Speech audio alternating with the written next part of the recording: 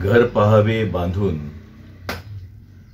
लग्न पहावे करून आणि निवडणूक पहावी लढवून, अशा आपल्याकडे आता म्हणी रूढ झालेल्या आहेत. निवडणुकीबद्दल लोकांचे खूप सारे गैरसमज आहेत. निवडणुकीला प्रचंड खर्च लागतो, खूप पैसा लागतो, खूप सारं मनुष्यबळ लागतं आणि निवडणूक लढवणं हे ऐऱ्या गैऱ्याचं काम नाही, असा एक नरेटिव्ह आपल्याकडे सेट झालेला आहे. माझा अनुभव असा आहे की हा नरेटिव्ह सेट केला गेलेला आहे. इतकी निवडणूक महाग करून ठेवली आहे की सर्वसामान्य माणूस हा धाडस करू शकत नाही की आपण सुद्धा निवडणूक लढवली पाहिजे. खरं म्हटलं तर निवडणुकीमध्ये काही उमेदवार उभे असतात. लोकांना हे कळलं पाहिजे की कोण कोण उभं आहे, म्हणजे तुम्ही उभे आहात हे लोकांना कळलं पाहिजे. तुमची भूमिका काय आहे, तुमचं धोरण काय आहे हे लोकांपर्यंत गेलं पाहिजे. आणि त्यानंतर जेव्हा निवडणूक असते तेव्हा लोकांनी सगळ्या उमेदवारांची तुलना करून त्यामधून एक सुयोग्य असा उमेदवार निवडला पाहिजे. आपल्याकडे असं म्हटलं जातं की अमुक एका निशाणीवर बटन दाबा त्या निशाणीचं आणि उमेदवाराला निवडून द्या. माझा आता अनुभव वेगळा आहे आणि इतक्या अनेक वर्षांपासून मी कायद्याने बघा लोक चळवळीचं काम करतोय. तर माझं म्हणणं आहे की मत हे निशाणीला द्यायचं नसतं, मत हे व्यक्तीला द्यायचं असतं आणि व्यक्ती ठरली की मग त्याची निशाणी बघायची असते.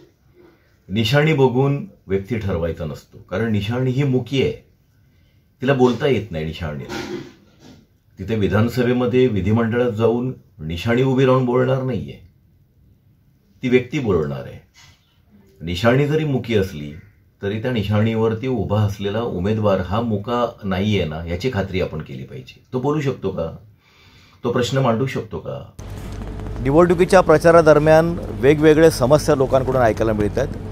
एक वेगळी समस्या इथे बघा, अंबरनाथ पूर्वेला मी मोरिवली पाडा इथे बापू रेसिडेन्सी ह्या निवासी संकुलामध्ये मी प्रचाराला आलो आणि काय समस्या असावी. माझ्या पाठीमागे बघा इथे हा कचऱ्याचा ढीग आहे.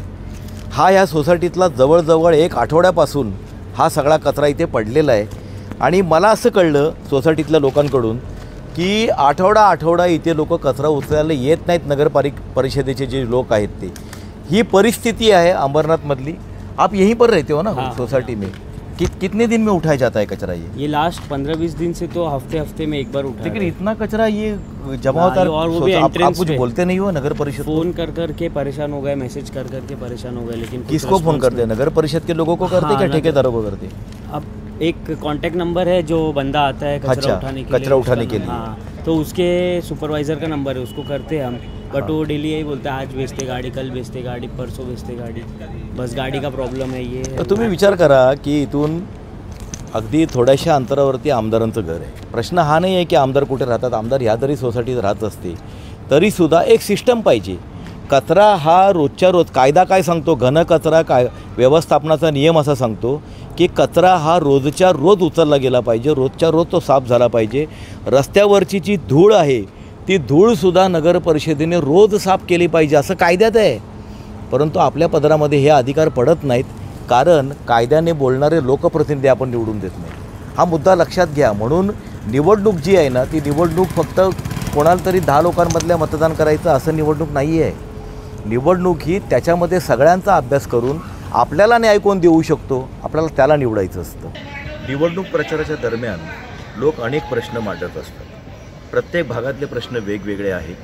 मी आता शिवाजीनगर पोलीस ठाण्याच्या लगत असलेलं गावदेवी मैदान किंवा ज्याला जिजाऊ मैदान असं सुद्धा या नावाने सुद्धा ओळखलं जातं तिथे आलेलो आहे. तिथल्या लोकांनी मला जे इथे खेळायला सगळी मंडळी येतात, वॉकिंगसाठी येतात, मेडिटेशनसाठी येतात, या सगळ्यांनी सांगितलेला प्रश्न हा मुतारीचा प्रश्न. या ठिकाणी एक छोटीशी मुतारी पूर्वी होती, परंतु ती प्रचंड अस्वच्छ असायची, तिचा वापरसुद्धा करण्याजोगा नव्हता. इथे पाण्याची कुठल्या प्रकारची सोय नव्हती. आणि आता हे जे काय बांधकाम मुतारीच्या नावाखाली केलेलं आहे ते सुद्धा पूर्ण झालेलं नाही आहे. ही सुविधा मुतारीची अजूनसुद्धा लोकांना उपलब्ध नाही आहे. या प्रचारादरम्यान इथल्या सगळ्या वॉकिंग करणाऱ्या लोकांनी प्रामुख्याने जर कुठल्या प्रश्नाकडे जर लक्ष वेधलं असेल तर ते ह्या मुतारीकडे. सध्याचे जर राजकारण आहे आणि सरकारांची एकूणच काम करण्याची पद्धत आहे, त्यामध्ये सरकारला तो उमेदवार जाब विचारू शकतो का? या सगळ्या गोष्टी खरं म्हणजे खूप महत्त्वाच्या असतात. निवडणूक हा काही टाइमपास नाही आहे की आपले तुमच्यासमोर 4-2 उमेदवार आले, त्याच्यातला एक उमेदवार निवडायचा आहे. इतकं ते सहज नाही आहे. निवडणूक तुमच्या समस्यांचा उपाय आहे. तुमचे जे प्रश्न आहेत, तुमच्या ज्या भावना आहेत, तुम्हाला जे वाटतं की सरकार कसं चाललं पाहिजे, सरकारने आपल्यासाठी काय केलं पाहिजे, त्या सगळ्याचा जो प्रतिसाद आहे तो निवडणुकीतून आपल्या मताद्वारे तो उमटायला हवा. मताधिकार त्यासाठी दिलेला आहे.